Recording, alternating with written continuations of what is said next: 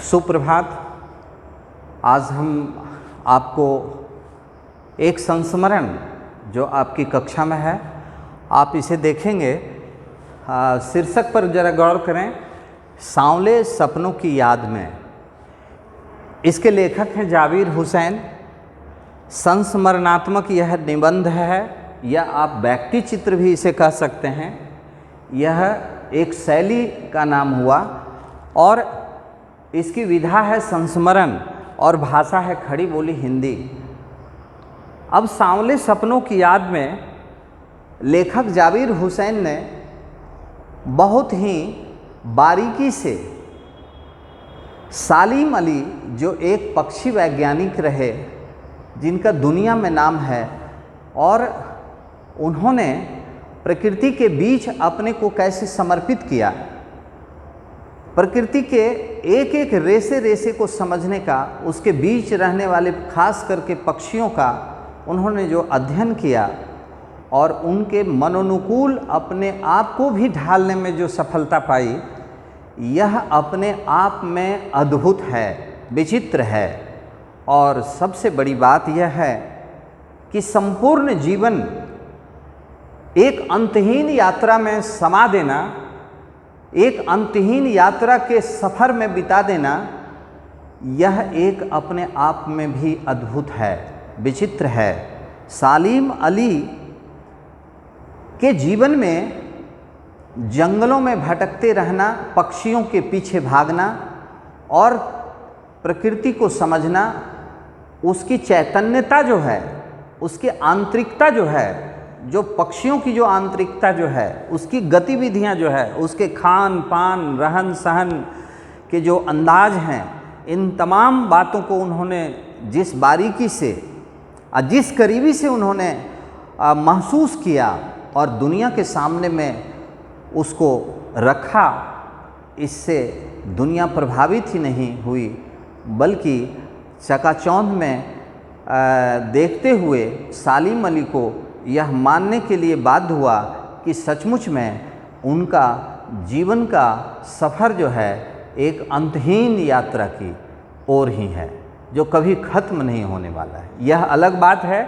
कि उनका देहांत हो जाता है, उनकी मृत्यु हो जाती है, तो वहीं उनकी अंतहीन यात्रा का अंत हो जाता है। लेकिन जब जाबिर हुसैन यानी लेखक लिखते हैं कि इस हुजूम में आगे आगे चल रहे सलीम अली अपने कंधों पर सैलानियों की तरह अपने अंतहीन सफ़र का बोझ उठाए, लेकिन यह सफ़र पिछले तमाम सफ़रों से भिन्न है। भीड़ भाड़ की ज़िंदगी और तनाव के माहौल से सलीम अली का यह आखिरी पलायन है। उनके मृत्यु पर उन्होंने लिखा, ये आखिरी पलायन कहा। इसलिए कहा कि सचमुच में उनकी आंखें खुली हुई थी, ऐसे लग रहा था कि उनका पलायन होने के बाद भी वो प्रकृति को अपनी खुली आंखों से देख रहे हैं और उनकी चैतन्यता अभी भी प्रकृति की चैतन्यता में समाने के लिए तत्पर है, तैयार है, और उनकी यही कोशिश भी है। ये उनके मरने के बाद जो एक भावभंगिमा लेखक जाबिर हुसैन ने महसूस किया, यह बड़ी बात है। और कहते हैं कि अपना संपूर्ण जीवन उन्होंने पक्षियों के पीछे लगाया।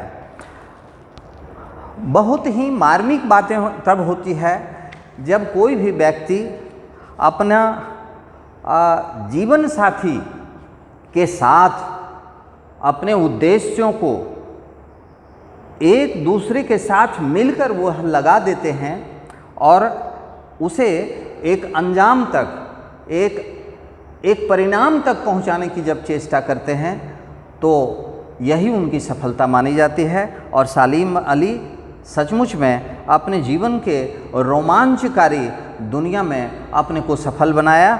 और कभी कभी कुल मिलाकर के हम कह सकते हैं कि उन्होंने पर्यावरण के लिए बहुत सारे रहस्यों की खोज की, जैसे साइलेंट वैली, जो जहाँ रेगिस्तानी हवा के झोंकों से जो मिट्टी थी वह भी रेगिस्तान में बदलती जा रही थी। उस समय भारत के प्रधानमंत्री चौधरी चरण सिंह थे और उन्होंने चौधरी चरण सिंह से मिलकर जब साइलेंट वैली की बात उन्होंने सामने रखी तो चौधरी चरण सिंह भी एक किसान के पुत्र थे, प्रधानमंत्री थे उस समय भारत के, और कहते हैं उनका मर्म एक किसानी जीवन से जुड़ा हुआ मर्म था। इसलिए जब सालिम अली को वो सुन रहे थे तो कहा जाता है कि चौधरी चरण सिंह के आँखों से आंसू के बूंद निकल गए और उन्होंने साइलेंट वैली की सुरक्षा के लिए कदम उठाया और सालिम अली के निर्देशानुसार उन्होंने वही काम किया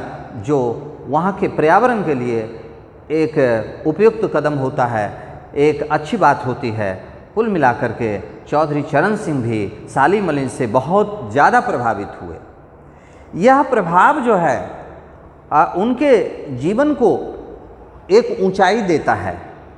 चौधरी साहब उस समय यह महसूस करते हैं कि, और सालिम अली भी महसूस करते हैं कि मिट्टी की जो सौंधी बहक होती है, मिट्टी में जो एक सौंधीपन जो होता है, उसकी महक से जो अवगत होगा वही प्रकृति को समझेगा। और चौधरी चरण सिंह चूँकि किसान के लड़के थे, किसान के परिवार से आते थे, सालिम अली प्रकृति के बीच रहने वाले व्यक्ति थे, इसलिए सालिम अली की मार्मिक जो भावनाएं थी, जो उनका मार्मिक उद्देश्य था पर्यावरण को लेकर, उसको हूबहू उन्होंने रखा। और चौधरी चरण सिंह सचमुच में उस समय महसूस उन्होंने किया कि सौंधी मिट्टी की महक की जो विशेषता होती है, जो अहमियत होती है हमारे जीवन के लिए और तमाम जीवन के लिए, तमाम पर्यावरण के लिए, उस महत्व को उन्होंने समझा। और यह एक तारीफ़ की बात है दोनों व्यक्ति के लिए, ये लेखक स्पष्ट करते हैं। और इस तरह से सालिम अली के जीवन को लेखक ने एक प्रसिद्ध लेखक से तुलना करते हैं, और वो लेखक हैं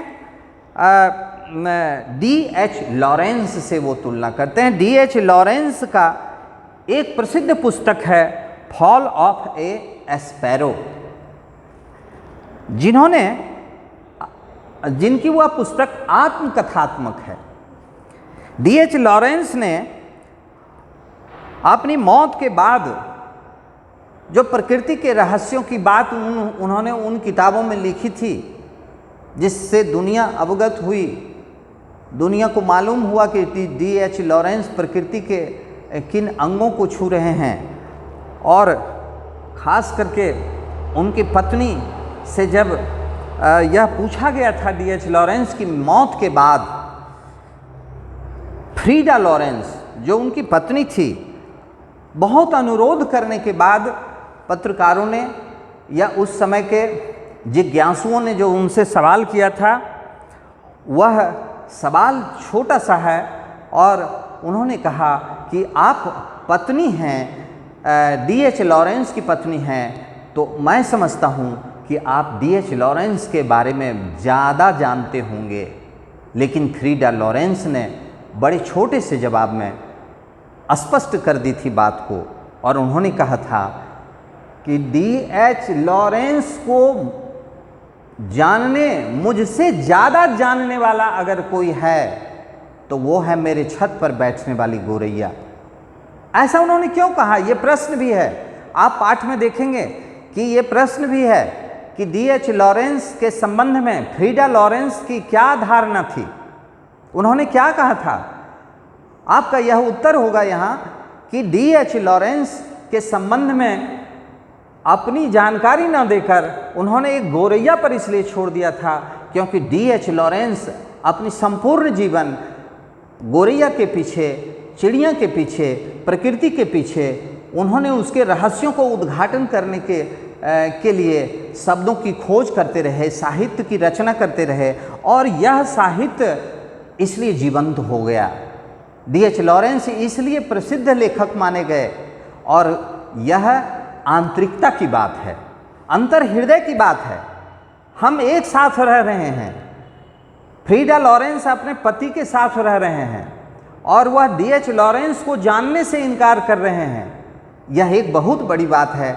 D.H. लॉरेंस ने कहा कि मैं ज़रूर उनके साथ थी, मेरे पति थे, लेकिन उसके पीछे का उद्देश्य उनका यह था कि उनकी अंतरात्मा, उनकी आंतरिकता जो थी, अंतर हृदय की जो भावनाएं थी, वो 24 घंटा, आप कह सकते हैं दिन रात हर पल उस गोरैया की संवेदना से जुड़ी हुई होती है, और गोरैया भी उनसे जुड़ी हुई होती है, प्रकृति भी उनसे जुड़ा हुआ होता है। तो D.H. लॉरेंस के व्यक्तित्व को, अगर व्यक्तित्व की रेखा अगर खींची जा सकती है, अगर उसको बताया जा सकता है, तो जाबिर हुसैन का ये मानना है, जाबिर हुसैन का यह कहना है कि ये बात फ्रीडा लॉरेंस का ये सत्य है कि गोरैया ही D.H. लॉरेंस की संवेदना को, D.H. लॉरेंस के प्रकृति को, D.H. लॉरेंस के स्वभावों को बता सकती है। फ्रीडा लॉरेंस के बस की बात नहीं है। और फ्रीडा लॉरेंस की यह मैच्योरिटी जिसको आप कहते हैं, एक प्रकार से उनके अंदर में जो परिपक्वता है, ये परिपक्वता की बात है, और इसी परिपक्वता के कारण फ्रीडा लॉरेंस का भी कद ऊंचा हो जाता है कि उन्होंने अन्यों की तरह ढेर सारी बातें और उपमाओं से अपने पति को उन्होंने नहीं जोड़ा। ये बड़ी बात है। और सचमुच में उनके छत पर बैठने वाली गोरैया पर जब छोड़ती है फ्रीडा लॉरेंस, तो ये ज़्यादा खुला लगता है।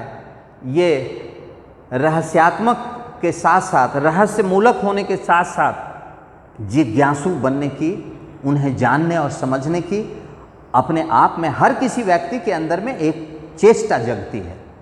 और यही जानना, इसी चेष्टाओं को जानना, किसी व्यक्ति के चित्र को खींचना होता है, किसी व्यक्ति को समझना होता है।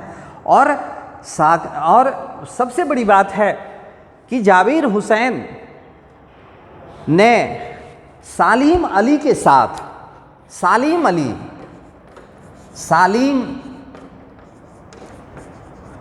अली के साथ जाबिर हुसैन एक दूसरे के मित्र होने के साथ इन्होंने एक लंबा समय बिताया। जाबिर हुसैन एक अच्छे हिंदी के लेखक भी हैं, ये सांसद भी हुए, राज्यसभा तक भी पहुँचे, और इन्होंने कई पुस्तकों की रचना की। साहित्य की दुनिया में जाबिर हुसैन का नाम है। ऐसे में जाबिर हुसैन का जो सालीम अली के प्रति लगाव है, उस लगाव का ही परिणाम है यह संस्मरण। यह जो आप व्यक्ति चित्र या संस्मरणात्मक आप निबंध जो पढ़ रहे हैं, यह उनके लगाव का ही परिणाम है। उनकी मौत के बाद, लेखक लिखते हैं, उनकी मौत के बाद जो उनके अंदर में पीड़ा हुई, जो उनके अंदर में मंथन हुआ, उन्हें लगा कि सालीम अली की मौत हिंदुस्तान के लिए ही नहीं बल्कि प्रकृति के लिए, पूरे विश्व के लिए बिल्कुल अपूरणीय क्षति वाली बात हो जाती है, जो ऐसी क्षति है जो कभी पूरी नहीं की जा सकती है। और सचमुच में सालीम अली में ऐसी कई और विशेषताएं थी। वो बिल्कुल शांत चित्त स्वभाव के थे। वो अपने लक्ष्य के पीछे ज़्यादा रहते थे। दुनियादारी से वो उन्हें ज़्यादा मतलब नहीं होता था। आप महसूस कर सकते हैं कि एक एयर गन और एक दूरबीन लेकर जंगलों में जीवन बिता देना, जंगलों में कुटिया बनाकर जंगलों में अपने आप को समर्पित कर देना, और सुबह होते ही, सूर्योदय होते ही फिर निकल पड़ना उन पक्षियों के पीछे, यह अपने आप में कितना संघर्षपूर्ण काम है और कितना उद्देश्यपूर्ण काम है। कुछ लोग कह सकते हैं कि सालीम अली पागल व्यक्ति हैं, जो दुनिया के खूबसूरत माहौल, दुनिया के भोग विलास, दुनिया के सुख ऐश्वर्य को छोड़कर एक एयर गन और दूरबीन के साथ जंगलों में पड़े रहना, चिड़िया के पीछे पीछे भागना, उन चिड़ियाओं के स्वभावों का अध्ययन करना, उन चिड़ियाओं के खान पान, प्रजनन, तमाम चीज़ों का अध्ययन करना, ये पागलपन नहीं तो और क्या हो सकता है। ये संसार में रहने वाले लोग ऐसा कह सकते हैं। लेकिन जाबिर हुसैन इन्हीं बातों पर टिप्पणी करते हुए जब कहते हैं कि यह बिल्कुल गलत होगा, दुनिया भले ही उन्हें पागल कहे, या हो सकती है कि दुनिया ही पागल हो, सालीम अली सही हों, वह अपनी चेतना को प्रकृति की चेतना से जोड़ चुके थे।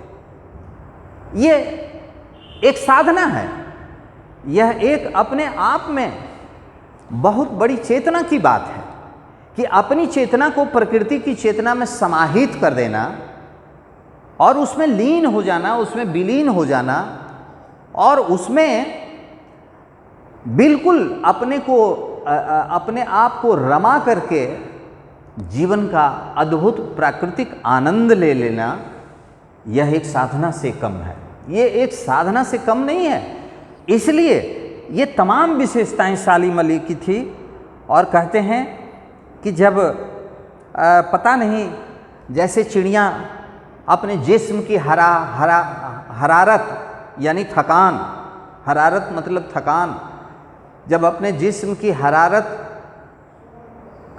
को ख़त्म करने के लिए घोंसले की में लौट आती है शाम की बेला में, तो क्या सालिम अली का अंतहीन यह सफ़र, अंतहीन यह यात्रा जो प्रकृति की ओर जा रही है, क्या उनके जिस्म में वो हरारत नहीं आती है? क्या उनके दिल की धड़कनों में वो हरारत नहीं आती है? उसकी जगह पर कैसे आता है बार बार वही चिड़ियों के पीछे के सपनों का गीत, वह उसके पीछे भागने वाला आनंद, और उसी आनंद के कारण कहते हैं उनके अपने अंदर के जिस्म की जो हरारत होती है, जो थकान होती है, वो समाप्त हो जाती है। महसूस ही नहीं होता है, महसूस ही नहीं होता है कि वो कब थके हैं। जंगलों में भागते भागते, पेड़ पौधों और पत्तियों को निहारते निहारते, ऊंचाइयों पर चढ़ते और फिर नीचे खाइयों में उतरते, वो कब थकते हैं उनको पता नहीं होता है, क्योंकि वह काम अंतरात्मा से कर रहे हैं। शरीर तो एकमात्र उनका एक हम कह सकते हैं कि एक माध्यम है, उस माध्यम के तहत वो काम कर रहे हैं और वह आत्मशक्ति से काम हो रहा है, शारीरिक काम नहीं है। उन्हें जंगलों में कुदाल नहीं चलाना है, बस अपनी दृष्टि को वो पैनी रखते हैं, अपनी नज़र को तेज रखते हैं, अपनी नज़र को तीव्र रखते हैं, और यह तीव्रता पारखी होती है, उनमें परख की क्षमता होती है, और यही क्षमता के कारण सालिम अली अपने लक्ष्य तक पहुंचने में सफल होते हैं। इसलिए ये यायावरी है, ये जीवन की यायावरी जो है, ये बहुत बड़ी बात होती है। और अंत में लेखक जाबिर हुसैन लिखते हैं, मैं आपको वो पंक्ति, अंतिम पंक्तियां मैं सुनाता हूँ। सालिम अली प्रकृति की दुनिया में एक टापू बनने की बजाय अथाह सागर बनकर उभरे थे। जो लोग उनके भ्रमणशील स्वभाव और उनकी यायावरी से परिचित हैं, उन्हें महसूस होता है कि वो आज भी पक्षियों के सुराग में ही निकले हैं और बस अभी गले में लंबी दूरबीन लटकाए अपने खोजपूर्ण नतीजों के साथ लौट आएंगे। जब तक वो नहीं लौटते, क्या उन्हें गया हुआ मान लिया जाए? मेरी आंखें नम हैं, सालिम अली तुम लौट आओ ना। अब देखिए कितना मार्मिक पंक्तियां हैं। सालिम अली को कितनी गहराई से जाबिर हुसैन यानी लेखक ने वो याद किया है, और चूंकि उनकी यादें अब एक धुंधलके में जा रही है, इसलिए उन्होंने शीर्षक भी वैसा लगाया है, सांवले सपनों की याद में। अगर आपको यह प्रश्न आए कि सांवले सपनों की याद में शीर्षक की सार्थकता को स्पष्ट कीजिए, तो आप इसका जवाब लिख सकते हैं कि वो ये स्मृतियाँ जो कल तक जीवंत थी, जिंदा थी, और आज उनके अंतहीन सफ़र पर निकल जाने के कारण वह उनकी यादें कुछ कुछ धुंधली होती जा रही है, इसलिए उस धुंधलके को सांवले प्रतीक शब्दों से उन्होंने इंगित करके उनके व्यक्तित्व को और उनकी महानता को, उनकी कर्मशीलता को, उनकी लगनशीलता को यहाँ स्पष्ट किया गया है। इस अर्थ में सांवले सपनों की याद में जो शीर्षक है बिल्कुल सार्थक है। जाबिर हुसैन ने इसी सार्थकता के साथ अथाह सागर में उभरने वाले उन्होंने उन्हें कहा और स्वभाव बताया, भ्रमणशील हैं, यायावरी उनका जीवन रहा।